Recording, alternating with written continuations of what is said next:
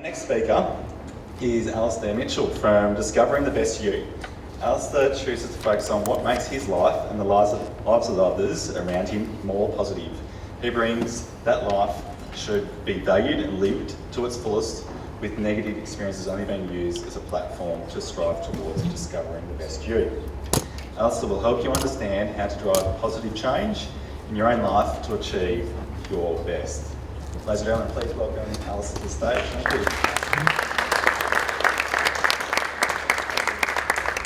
Hey, how we going, guys? So, pleasure to be here. I know some of you in the crowd, some of you don't know me. I'm actually from the industry. I have a little bit of a side passion in my life, which is about mental health. But my background is based around parks. My in-laws have owned and operated parks for, I don't know, Brad, how many years? Probably 30 or 40, too many. So I'll start you on a bit of a journey about my story in mental health, and we'll just sort of go through that and about what we can do in your workplace to encourage or seek out some good advice, things to say to people in life. So basically, the way this journey started for me in 2016, the 9th of January, I was in a very, very dark place. I'd gone through a lot of stuff in my life where I'd encountered a lot of bad things, bad habits, toxic behaviours, which led to me actually trying to take my life on the 9th of January. That next day, I made a decision that was going to change my life forever.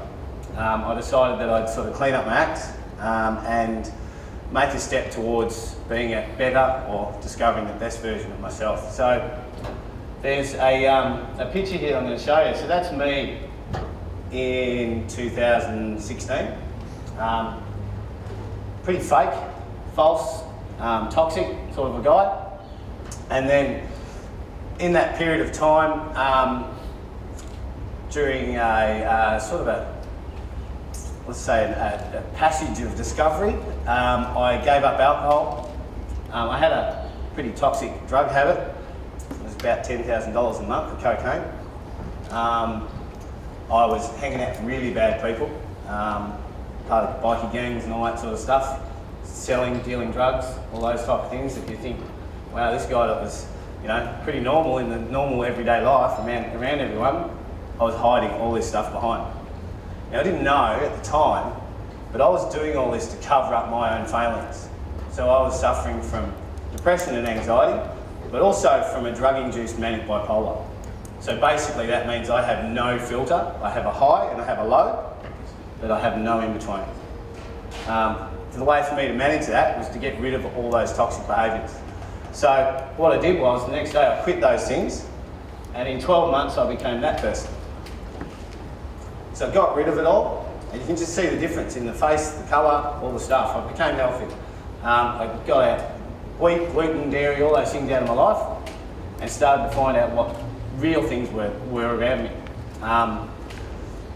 Drinking, you know, I used to drink enough wine to sink a ship, basically. I'd drink a bottle of wine and stash it in my car and hide it from my wife, all this stuff. I'd walk around everywhere. I'd be here up on this stage if I was presenting, and I'd have a bag of cocaine in my pocket. That's how I survived. So now, understanding that, so what it is, I went out on a journey of discovery and I started researching about mental health. Found out I could do a course, so I did a course in health and wellness coaching. I studied mental health first aid, and I got in touch with a group called Livin'. Has anyone here heard of Livin'? It's a mental health charity. Yeah, so I'm one of their ambassadors. I travel around Australia, I deliver to schools, teach the kids about mental health, things to say, what to do, how to feel, you know, what's really wrong with them at times, but what's right. So we, as people, we tell an average of around 4 to 5 lies a day, which ends up in your lifetime about 87,000 lies. Every time we come into a place like this, we put on a different mask. That mask is to suit that environment, who you're talking to. You might have a different environment at home, with your kids, with your parents, with your bosses, all different. We're all lies. So when we turn that around and I go up to you and I say, how you going? I'm fine. We're actually saying something completely different, but we never do for fear of judgment. We always escape. We don't want to have that person judge us, and we don't want to judge them in turn. Right? So that process leads me to dive down into mental illness. What it's about, what is it? What drives people to have these issues? Some of us have different control measures and are able to cope better, able to understand those things, have better resilience. Resilience is a really key word at the moment, and we don't teach it. It's not teachable, but we can actually show it and have kids learn it. And that's about taking hard knocks. So everyone behaves differently. We've got depression, anxiety, mood disorders, bipolar, anorexia. We also have self-harm. We have a few other different things that are pretty bad. But those there, you can't see. You physically cannot see them when someone walks in a room and suffers them. You can see that cast on their arm. You can see them when they've got their crutches that they're hobbling along and they've hurt their leg. But you can't see this. I'll show you today how you can. And that's really important in the workplace, and where you're sitting there and you're having people come into your workspace and you're in day-to-day interactions, where you can pick someone and pick up on a small sign that may help change their life forever. So I've got a little video here. So depression isn't always obvious, right?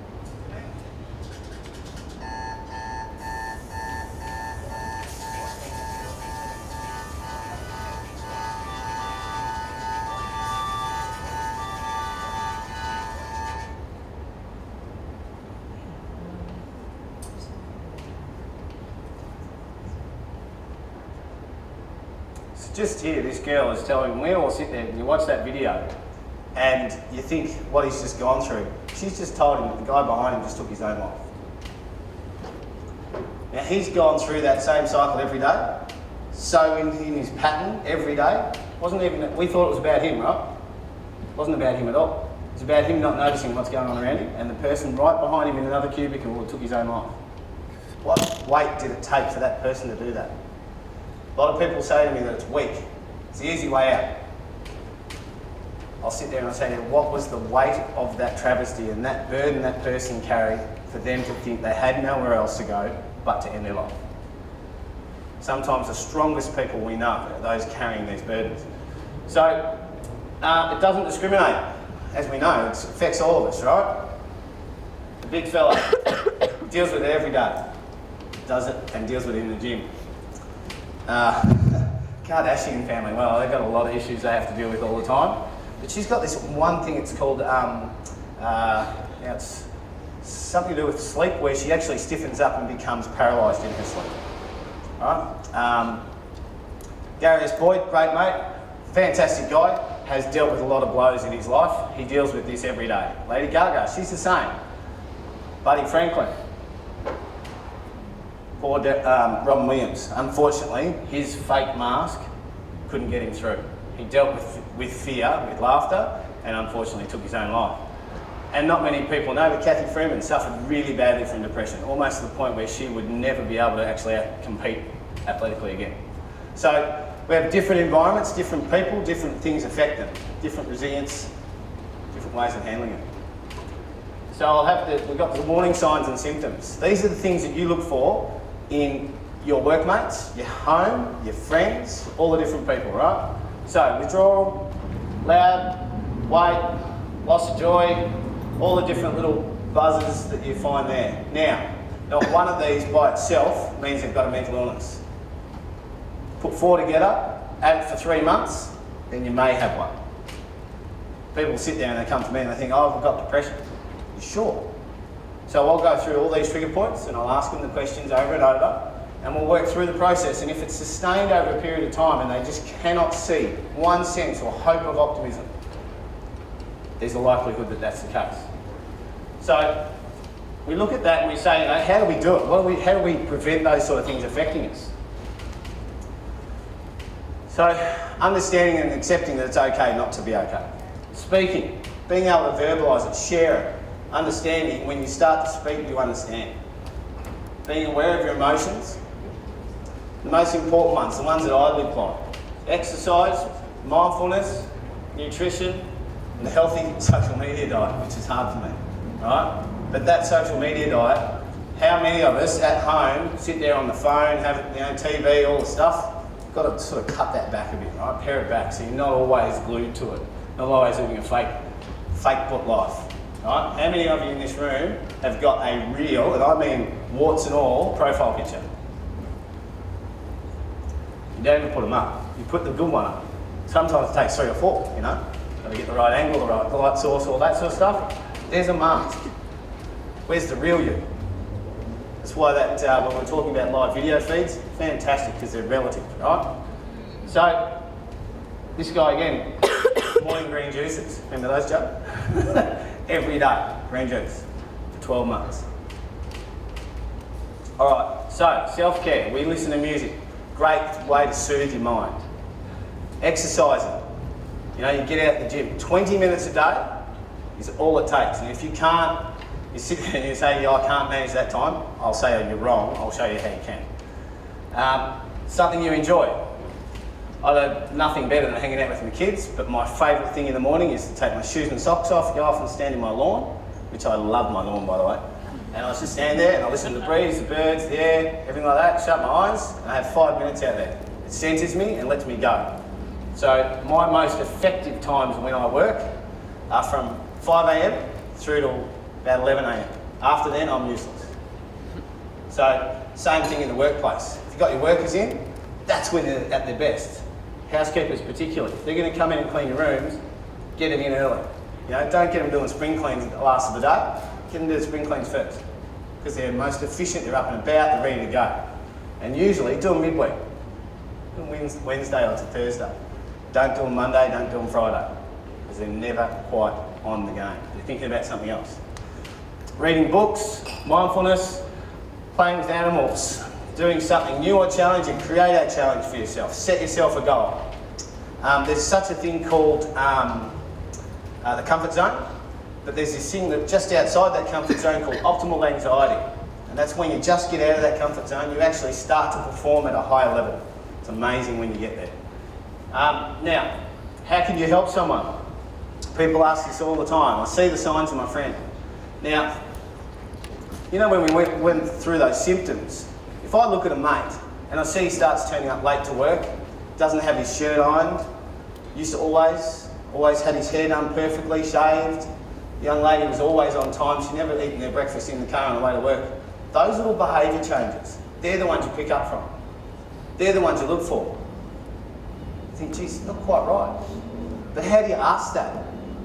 You okay? Yeah, I'm fine. Right? The mask goes up. So the way is to go circular questions. So, hey, I've noticed that you've been late lately. Is there something wrong at home? Ask the question, back it up with some proof, or back it up with an observation. They may not answer. Text them. They may not answer to that.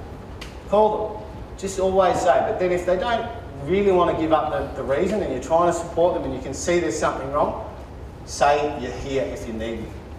I'm there. I'll always be there for you. If you need me, I'm always on the phone. Anytime. Me.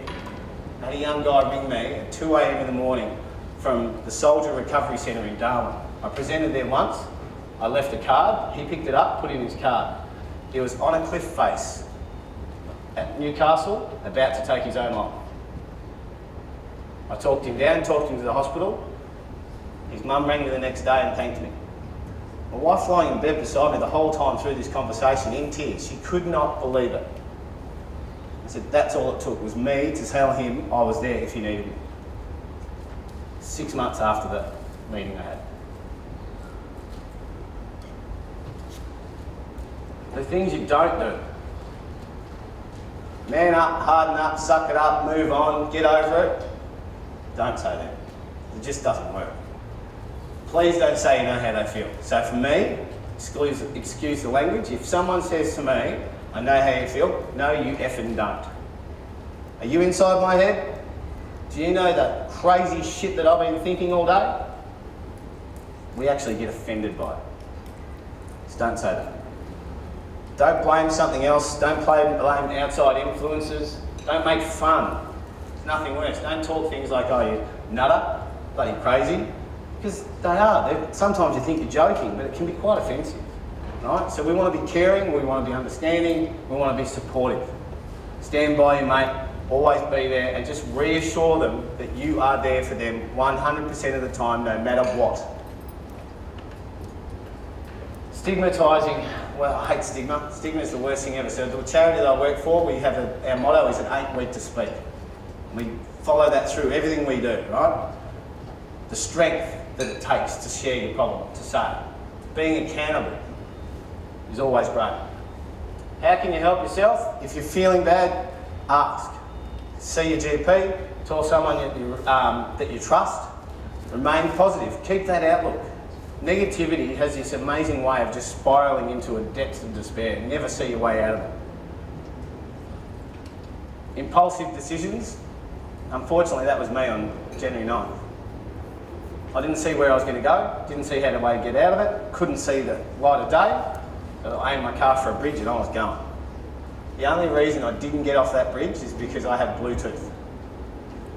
My darling wife had rung me, we had an argument, she was ringing to see if I was alright, and I was screaming, shit, shit, shit! My phone thought I said Siri, answered it. I shocked, jammed on my brakes, didn't go over the bridge. It's the only reason I didn't die.